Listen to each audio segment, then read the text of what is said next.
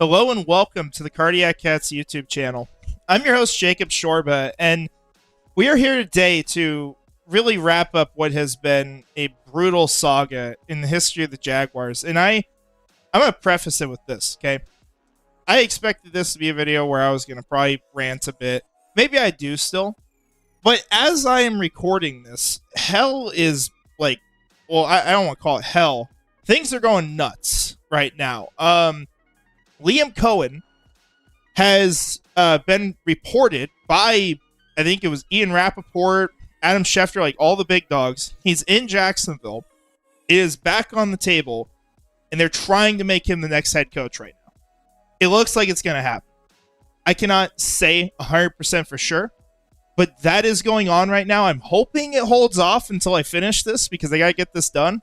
But that is something we're probably going to be talking about here very soon. So that's while I'm recording this, and so my tone is probably going to be a little bit happier than what I would have planned originally. But I just want to go back through and just kind of look at the history of Trent Baalke, mostly with the Jaguars, but his time in the NFL, where did things really go wrong, and kind of put a bow on this thing. And a lot of the stuff, guys, stuff you know, right? We've lived through this for years at this point. And it's just the way that that things have been, but it's not the way things are going to be anymore. And we can be incredibly thankful for that. But starting off, so first experience that Trent Baalke had, he started in 1998. You see all his positions here. Started as a scout for the Jets, worked with the Redskins as well. And then in 2005, he worked his way up with the San Francisco 49ers. Went from, I think it was a scout on the West Coast to being director of player personnel, the VP of player personnel, and then finally the general manager. He had a lot of success early on. You even see here in the Wikipedia article that for the 2011 season that he was the executive of the year for the NFL. So it's a hot start to his career. Things are going great. They go from 6-10 to 13-3. And the 49ers are competitive. And then you get to what we've seen, right? A lot of this infighting, a lot of this chaos that's going on. And you see that in 2014 with Jim Harbaugh. There's a power struggle. Who wins? Trent Baalke, right? The next year, they bring in Tom Sula. He has a 5-11 record, and he's fired 1 year later. And then they bring in Chip Kelly, and he gets fired 1 year later. But Trent Baalke does as well. And he's done at that point for about 3 or 4 years until he gets to Jacksonville after working for a job in the NFL. So 3 head coaches he's gone through. He gets to 2020. He's the assistant general manager, essentially, for the Jaguars. And then he ends up getting promoted kind of, I don't know. It's a weird process. I don't know if he actually ever officially interviewed for the job for the Jaguars to be the general manager, but he was essentially an in-house promotion from the worst team in the NFL. This is someone who may have earned a position as an assistant, but not someone who had earned the position as the general manager. So he comes in, basically gets a free shot at it without having earned it. And after working with Urban Meyer and getting him fired, which, look, Urban deserved it, right? Like, we're not going to pretend that that's not the case just to crap on Trent Baalke. But Trent did backstab. Like, that is a fact. So you have that whole situation. Baalke survives that, gets to choose the next head coach with Shaw. They bring in Doug Peterson. He gets fired. And then he's part of the coaching search again for a 6th head coach. And it finally comes down to what we've seen the last couple days. People don't want to work with them, right? They don't want to lose their jobs. You have gotten 5 head coaches fired. Let's think about this. It's the last 3 years in San Francisco was when it started. And then you've had 4 years of being the general manager in Jacksonville. 5 head coaches in 7 years. Like, that's insanity. So people didn't want to work with him. They knew who he was, and we'll get a lot into that again. But that's how things end. And that's why we are where we are right now. As I record this, I need to be paying attention to Twitter. I realize so I'm going to have my phone open here just in case something does happen. But so far it hasn't. So I want to take a look at what Trent Baalke's done through the draft. I want to take a look at free agency signings and, kind of put together the puzzle. Like, where's the biggest problem? What has he been good at? What's he been bad at? There's so much debate on, like, what really has been the problem. Does he just suck at everything? Is he someone who's competent in some regards, but it's just his relationships? In my opinion, it's probably a little different than some. So you go back to his time with the 49ers. First draft, Aldon Smith, I know, didn't work out long term. But you draft him, and Colin Kaepernick, obviously, had success early on, and then he was out of the NFL, and, despite seeming like he was going to come back at some point, never ends up playing in the NFL again. Crazy situation there with him. And then you get drafts where there's not honestly a ton of people that stand out here. Like, I could not tell you most of these names with the 49ers. And you saw the talent of that roster kind of start to deteriorate as time went on. So you've got names, there are some hits here, like Jimmy Ward. Was Jimmy Ward good? Well, let's go with Eric Armstead, DeForest Buckner. I might be thinking of a different Ward here. But Carlos Hyde, actually, I think that's funny that we got him here. I know Urban Meyer is a big fan of Carlos Hyde. It's probably why he was back in Jacksonville, because Trent also drafted him. Just learned that. But you don't have a lot of hits in here, right? You just got a lot of random names, not doing much with these later picks, just kind of throwing darts and missing on a lot of guys. Then you get to Jacksonville. And honestly, maybe it's something where, because these players are still in their NFL careers, and we've seen them more recently, that we view them as better. Perhaps that's the case. But Trent Baalke, I think it would be very fair to argue that as a drafter, although you can say he had more resources in Jacksonville, started with a lot of draft picks, has a lot to work with, he did a really good job with some of these drafts, with some of these picks. Like Trevor Lawrence, look, you got to do that, but great pick, right? Still the one quarterback who's been worth anything from that draft. Travis Etienne. I think there's questions about that pick now, but made sense at the time. And you pair him up with Trevor Lawrence, I think that was a fine selection. I wouldn't really sit here and say it was terrible. Tyson Campbell. He's been a good player for the Jaguars. He's been hurt a lot, but for pick 33, that's pretty good. Walker Little, of course, Baalke gave him the extension, but he does have an extension here. He is a starting tackle, and to get that in the second round with the upside that he has, it's a good pick. Andre Sisco has had some impact with this team. He's had some big seasons. Also did struggle this year, but for the third round, this is fine. So you do have some hits in the draft. But then you get to the next year, and you get to the big debate here. Trayvon Walker. Look, Trayvon Walker is a very good football player. No doubt about that. He has immense upside still with where he's at. He has back-to-back 10-sack seasons, 10-plus sack seasons with the Jaguars. But at the end of the day, you're still looking at this and saying you passed on a guy who was probably going to be Defensive Player of the Year this season. He was on pace for that. He was dominating.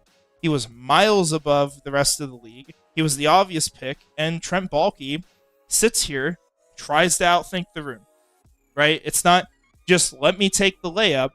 Everything's got to be hard. Everything's got to be a risk, right? And it gets to an extreme where you're risking so much for so little at times. So I think that's a pick where it's a little debatable, but Trayvon Walker has been a good player for this team, a very good player. Is it worth the first overall pick? I would say no right now. You could argue, is anyone worth it from that class? That's fair. But I don't think it was the right pick at the end of the day, just given that Aiden Hutchinson has done better in his career. That's at least where I stand. I know people will disagree with that. That's okay. That's fine. It's all right to have opinions. And there's other things you can discuss as well. Run defense, for example. Walker's phenomenal in this regard. There's a lot of statistics to back that up. There's a lot of film that backs that up. Devin Lloyd. I know this fan base, for one reason or another, thinks he's trash, but he's actually a pretty dang good linebacker for this team. You could very easily ask, though, do you take that in the first round? If you're going to take that position there, you want a superstar. And is Devin Lloyd a superstar? I wouldn't say that. I think he's a star, maybe. But he's not really a player that's maybe worth that pick at the end of the day. It's very debatable. Luke Fortner, huge miss by the Jaguars. Chad Muma has had pretty much no impact for the team, right? Always been a backup. You tease him being a starter at times, and then nothing's happened. And then Snoop Connor didn't stick around with the team. Gregory Jr., I don't think he was on the team this year. And then Monteric Brown, you look at, and it's a good pick, right? You did have one hit later in the draft. And we had some other guys we didn't really talk about as much here, but Luke Farrell, you throw out as well. I think he was a fair hit. You got him at a pretty good point, and he's a really good blocking tight end. That's good.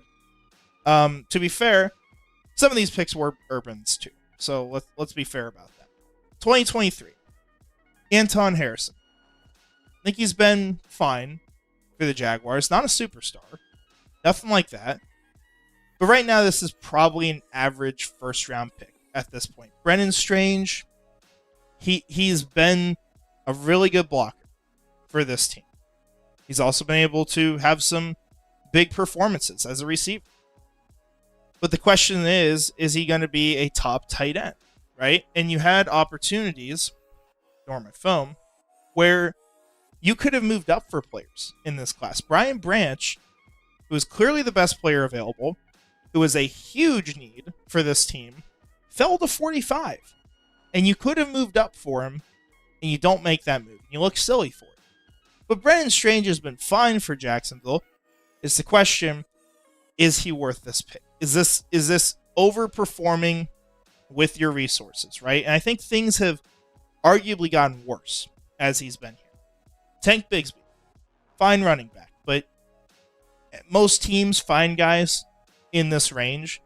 And Bigsby, while he had a couple games that were really exciting, he's not someone at this point who is like proven he's a clear starter in the NFL and like a dominant back or anything like that. There's a lot to prove still.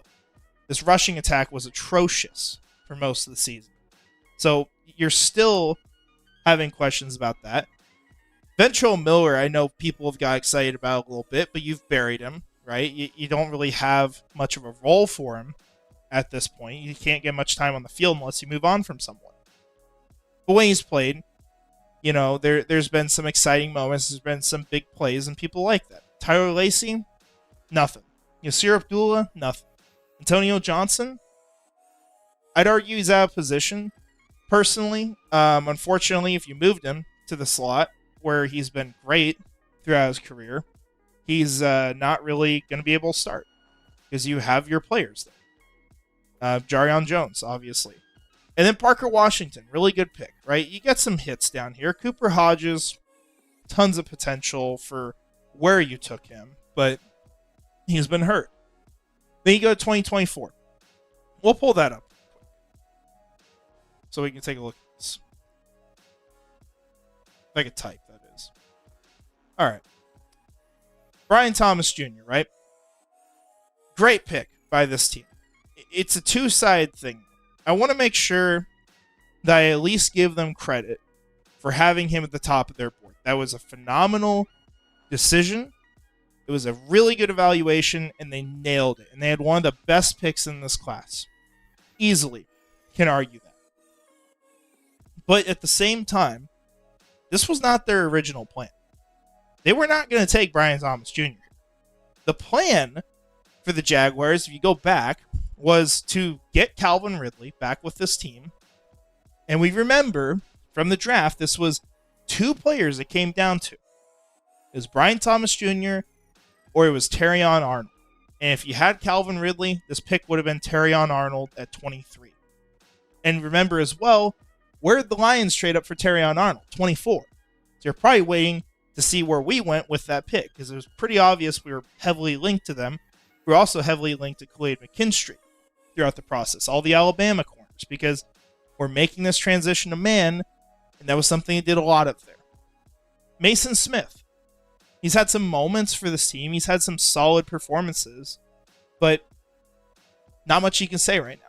Jarion Jones played really well for this team, but you are going to have a question down the road. If there's a scheme change, how is he going to play as a zone corner?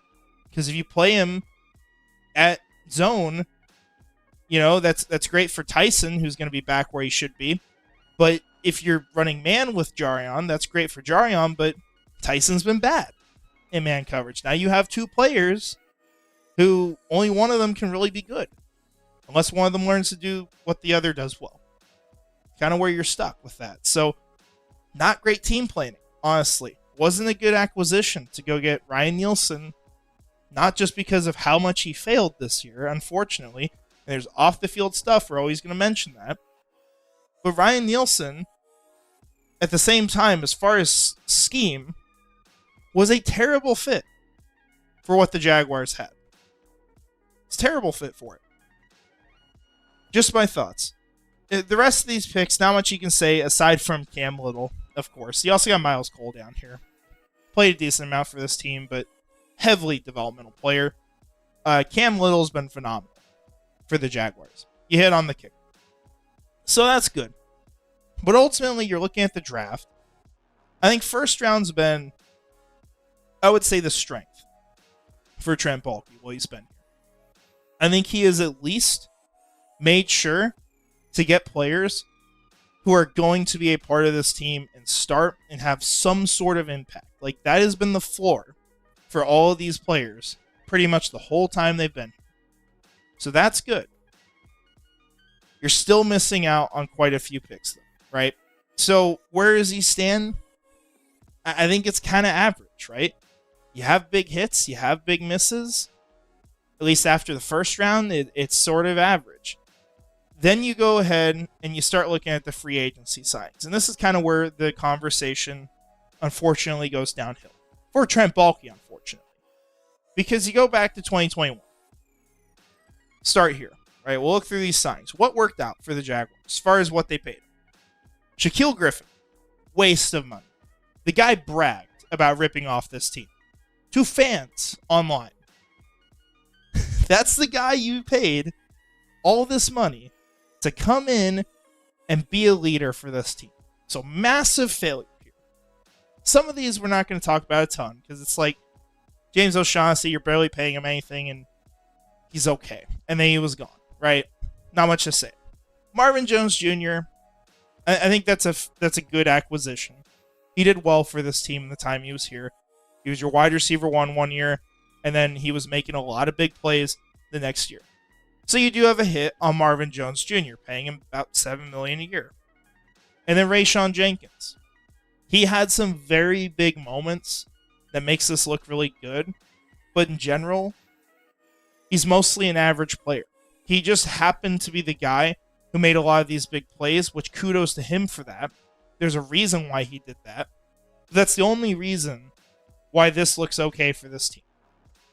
In that last year, you didn't have those plays from him, right? So that was a waste. You could have moved off the contract then, but you kept him because of what he had done and not what he was going to do. And then you go waste almost $10 million doing that. So that's part of the issue there. Sidney Jones, I don't think he stuck around with the team. Carlos Hyde, I didn't want to talk about that situation. It was stupid. But DeJuan Smoot, his deal with the Jaguars, I think this was a solid one. Just kind of signed to what he's done here the whole time. And he's been relatively productive, been a good rotational guy in the pass rush. So that's fine. Trey Herndon didn't get paid a whole ton, but he was fine for this team. So not much to note. Roy Robertson Harris, however, overpaid by this team. Paid too much money. And then you extended him. And the guy didn't even want to be here and you had to trade.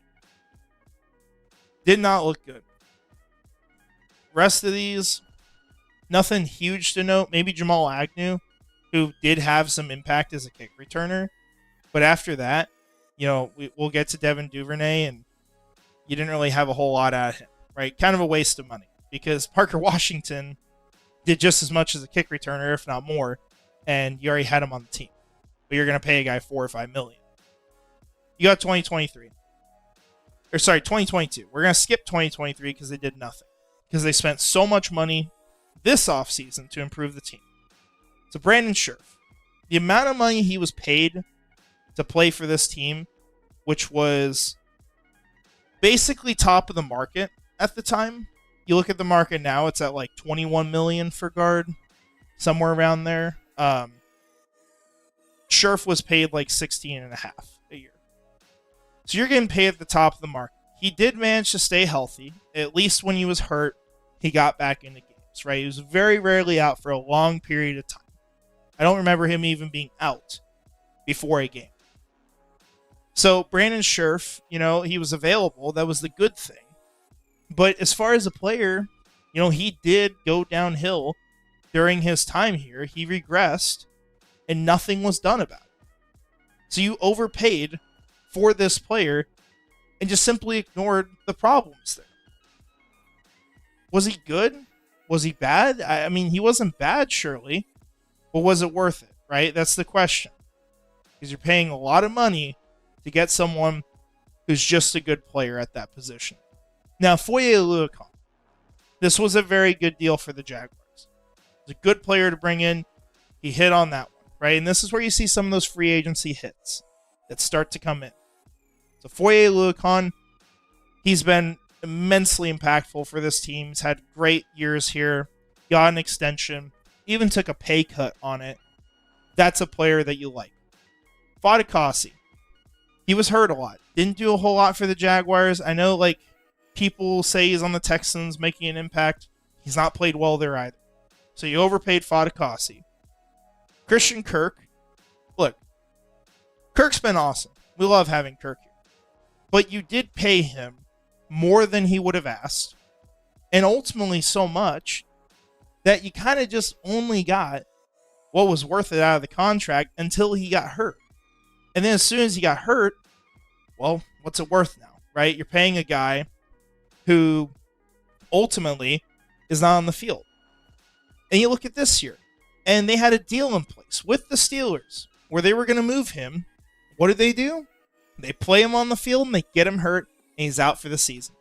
Now you're paying him another $10 million almost to do nothing for your team. You give up that draft pick you would have got just because you thought, whatever, we'll just play him. So, bad choice there. Evan Ingram, this was phenomenal by the Jaguars. This was a really good signing. You go to Zay Jones, it was okay. We all love Zay while he was here, but, kind of just average. It's unfortunately the case. Darius Williams, he played very well for this team while he was here, and they moved off him at a good time, given the scheme change and what they needed to do. But Darius Williams was a good signing. And we got Arden Key. He's the last one that we'll talk about. Arden Key is a good contract. He was very impactful here. Ultimately, didn't stick around. Probably should have been extended by the Jaguars, but they played hardball with him and let him go to the Titans. So you have that as well. Now, 2024 free agency. We'll start with what happened before this one and why you got Eric Armstead. Because you set yourself up for failure with Calvin Ridley. You traded for him. You put it into the trade that the only way you could keep your second round pick and give up the third while keeping Calvin Ridley, if he met so many parameters and so much production or so many snaps, was that you had to wait until the new league year start. You gave everyone 2 days to negotiate with him. Gave him the time even that they needed to negotiate by before he could sign in Jacksonville. Tennessee goes out, takes advantage of this, comes in at the 11th hour and takes him. Did it work out great for the Jaguars? Yes. Absolutely. Should it have? No. At the end of the day, this isn't all about what you've done. It's about your process and what you're going to do in the future. Because we aren't paying people for being good in the past. We're paying people to be good now. And ultimately, Baalke effed up that situation immensely. So that's where you get here with Eric Armstead. Signing a contract because he had all this money available. And then you bring in Eric and he doesn't even play his position. Blame it on the coaches a little bit, but it is what it is. The other side of this too, the amount of snaps that Eric Armstead plays, it's not a lot. It's like 500 snaps this year. He's on the field essentially half the time for the defense, but he gets paid half of what, say, a Chris Jones does. So we can go take a look, actually, really quick, see how that compares. So Chris Jones, amount of snaps he plays. I'm just going off top player here. This year, he played 823 snaps, and that's with 3 weeks, or 2 weeks where he did not play. I guess you have divisional round here, too. So a lot more snaps. As far as what you're paying for this player per game and that sort of thing, didn't work out for Jacksonville so far. Was not a great deal. He did not do a whole ton for this team this year. Blame the coaches a little bit, though, for that, too. Gabe Davis. Didn't do anything with this team. It's kind of a waste of money. $13 million a year. Stuck with him for another season. And you don't know what he is at this point. You don't know if he's a starter for you. You don't know if you need to go trade this contract to another team to get off of him. Or give up a pick to do it. Like, maybe Gabe comes back and plays well. It's possible. He played well for the Buffalo Bills. But this was a waste of money. Never got him involved. Never did anything with him. He gets hurt. Out for the season. So you missed. Mitch Morse. Pretty average center at best. Not really doing well enough for what you need. You're probably thinking about who you can get to replace him at this point. So you're paying average money that you don't need to. And here you go. Right? Oh, and by the way, could trade up for Jackson Powers Johnson if you had the gall to ever trade up in the draft. Because Trent Baalke doesn't do that. He just sits there, hopes people fall. They never fall. Or if they do, he just passes them. So, here you go. Ezra Cleveland, good deal trading for him. Worked out very well. They found someone that no one knew was available. Got him for a good deal. And I think the contract's fine. He's been great for the run game. So that is a hit for this team. Darnell Savage. About $7 million a year, 3 years. Hasn't done much for this team. It's been a very average player, honestly. And you really didn't need to make a move like this. But you have. Now you got one more year you got to pay him. Now Joey Sly didn't stick around. Of the rest of these, worth noting, Ronald Darby, he got benched this year, okay? Like, he got paid, $4 million a year, which isn't a ton. But he lost his job to Monteric Brown. So you missed on Ronald Darby. Not a big deal compared to the others. But this is a miss, just like Devin Duvernay, who was brought in to be the kick returner and really didn't do much with the Jaguars this year. And Parker Washington, I think, outshined him as a kick returner. And I do say that, of course, because he also did have the return touchdown.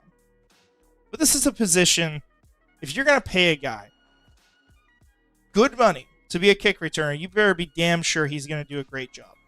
That's why it worked out with Jamal Agnew, because he was clearly the best kick returner in the NFL for a couple years. And then, after so long, he fell off, and he is where he is now. So yeah, that's kind of all we got to note as far as free agency. So you kind of get where we're going with a lot of this. There is good, and there is bad, right? This is not just solely Trent sucks at everything. It is a mixed bag when you get to his performance as a GM. And that's why for Shad Khan, when he's not thinking about the things that we are or knowing the things that we do, as far as relationships that Trent Baalke has, how he backstabs people, how he's been a snake throughout his time in the NFL, he has a reputation of just being a survivor. Being the guy who's going to sacrifice you to keep his job. That is what he's known for. Because Shad Khan doesn't know that. He sees this. He sees a team that has not really been good during his time. And he says, how do I move on from this guy, right? Like, he's at least average. Like, we've missed on basically everything before. I can't do this. Why do people want me to get rid of him? Like, we did get some really good players from him. Now, ignore the cap, right? Because you've gone through a lot of resources for ultimately an effect that's not been worth it. And a common theme that you see throughout these free agency classes, tons of spending, tons of paying what have been ultimately mostly average players. That is one of the worst things I think you can do as a team, is to say that's going to be our investment. If you want to go get average, try to find it in the draft. But do not sit here and pay $15 million or whatever it is for average at a position when the elite players make, say, 30. That's a waste of money, right? It's like, you think about how you allocate cap. Would you rather have Eric Armstead and, let's say, Gabe Davis, right, who make combined about $27 million? Or would you rather have, let's say, Amon-Ra St. Brown, who makes $3 million more than what those guys do combined, but he's Amon-Ra St. Brown? Which would you rather have? It's an easy answer, right? Amon-Ra. Like, you got to be smart about where you're putting money. Investing into average constantly just to try to save your ass every single year, it's stupid. And that's what he did over and over and over. And we go back to the start. And the biggest problem, because I still think he should have been fired even without this stuff. I do. But some people might disagree. Some people may see that resume as being better, and that's their choice. But what does this in, and why the Jaguars were in such a nightmare situation this offseason, was because ultimately they kept someone who was known for backstabbing, who ruined careers in the NFL constantly, just over and over and over. People did not want to come here and work with that. You have a long history of this, and that's why you get to where you are now. And it took two candidates telling the Jaguars this cycle, we do not want to go there because we do not want to be the next victim, in order for Shad Khan to make changes. He had to be pushed to the absolute breaking point. And all we can do now, as we forget about Trent Baalke, or try to, move on, is hope that Shad Khan learns from it. And maybe he does. We'll see what happens. I hope, I hope Liam Cohen's the guy. Right? I made that pretty clear since Ben Johnson signed and after the news yesterday, and thought it was still in play. We'll see what happens. But good riddance, Trent Baalke. You have done immense damage on this organization for nearly half a decade. You sabotaged, essentially just with your own presence, this coaching search, which thankfully it looks like we'll be able to save at this point. You have wasted years for the Jaguars. You've wasted countless resources for the Jaguars, and you have probably taken years off the lives of the fans here. So good fucking riddance. That's how I feel. So that's all I got. Guys, it's over. Trent Baalke, we're not going to have to talk to him or talk about him a ton. Not going to have to see him at the Senior Bowl next week. Thank God. I would have gone insane if I saw him there. But it's over. And we'll have someone else here. I don't think it's going to be Ethan Waugh. I think they're going to get their own GM. And it should be a bright new day for the Jaguars. Whether they nail this hire or not, if they can just get the process right, start operating normally, we can have the faith that even if this doesn't work right now, even if we miss, that eventually you're going to get it right, because you're not handicapping yourself to a guy who is just looking for the next way he can make it one more year and earn that paycheck. So that's all I got here. I appreciate y'all listening to my rant. good riddance. It is over. So, shout out our channel members really quick. Premier Sierra 904, Mr. Dolphin, Scrubber Ducky 500, and Brian Foster. Appreciate you all watching. Never say the word Trent Baalke to me again. And finally, go Jags.